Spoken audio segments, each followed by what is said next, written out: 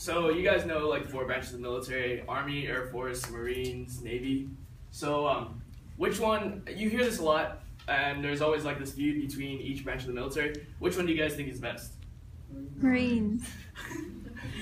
So some people say Air Force, some people say Navy. I mean, navies do have the Navy SEALs, they're pretty cool. Some people say Marines, and some people say Army. Now, the question that most people don't ask others is which one is the worst branch of the military? And that, from my experience, is Army. So, we have to live in conditions like this. You've seen it in movies and stuff, and all that is true. So I served in the Army, currently serve in the Army.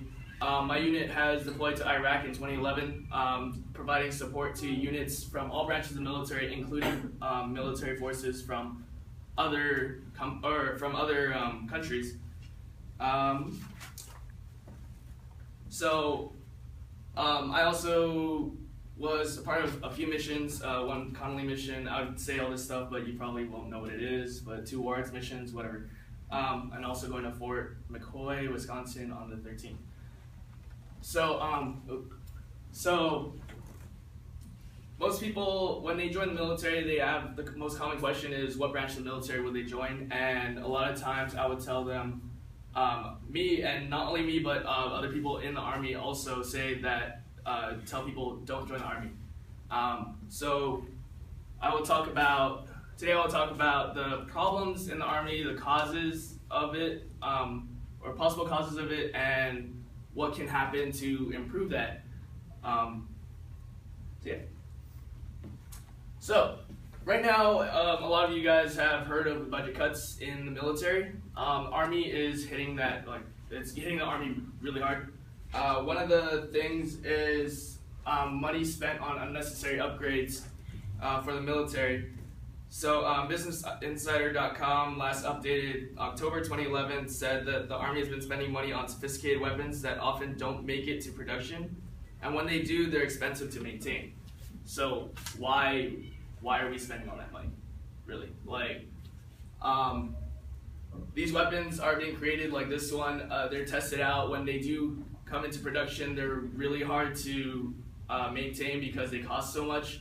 But really, all we need is the basic M4, M16, and the other basic rifles and weapons. And this money is coming from civilian taxes. So you guys are paying for these weapons that we're not even going to use. So, yeah. Another thing is the Army has a very high suicide rate. The Huffington Post, last updated September 2013, said that the amount of suicides from soldiers deployed in Afghanistan exceeded the amount of deaths in combat.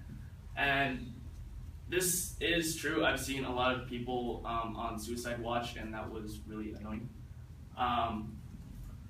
But most of the suicides come from junior enlisted ranks, and that's majority of the Army's from private second class, private first class, and specialist.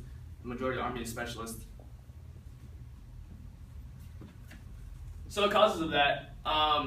So there's a test called ASVAB, Armed Services Vocational Battery, and it's required by anyone in the military or anyone who wants to join the military. And it'll test your basic knowledge in all fields, including like mechanics, mathematics, all that stuff. According to military.com, last updated 2007, the minimum required score for Army is 31, Air Force 36, Navy 35, Marines 32. That's 1 point below Marines, but it just shows Army has the lowest standards in terms of like common knowledge. So it kind of gives you an idea of what kind of soldiers we're taking in.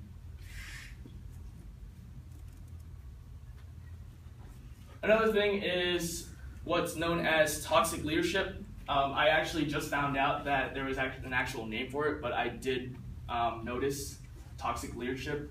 According to Daniel Zwerdling of military1.com, last updated January 2014, destructive leadership has become a large problem in the Army, and researchers are wondering if toxic leadership has contributed to the soldiers' mental health problems.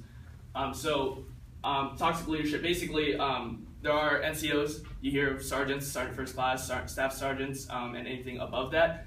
They're in charge of the junior enlisted ranks. Like, I'm junior enlisted rank, I'm a specialist, I have one more rank until I become sergeant.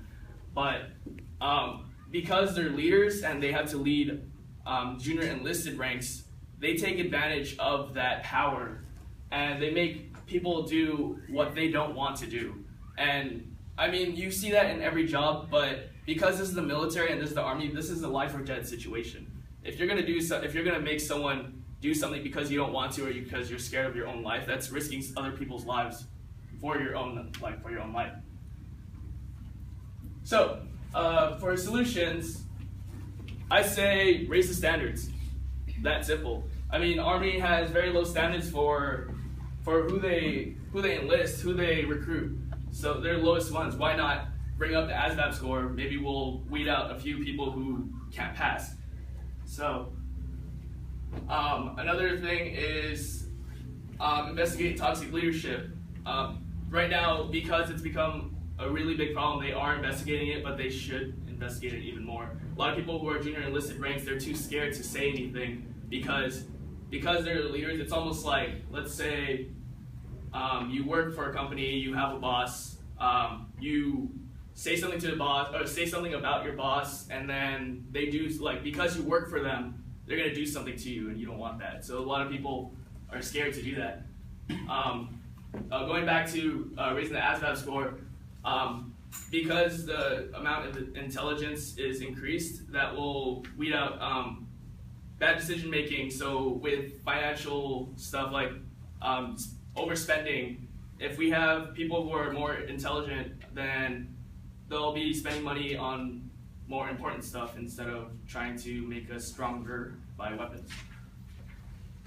So I've talked about the problems of the Army, the causes of it, and the solutions, possible solutions that could be made to improve what is the Army. But as of now, until they fix those, I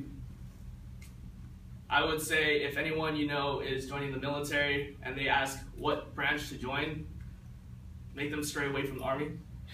I mean, talk to other people who are in the Army as well. They do the same thing.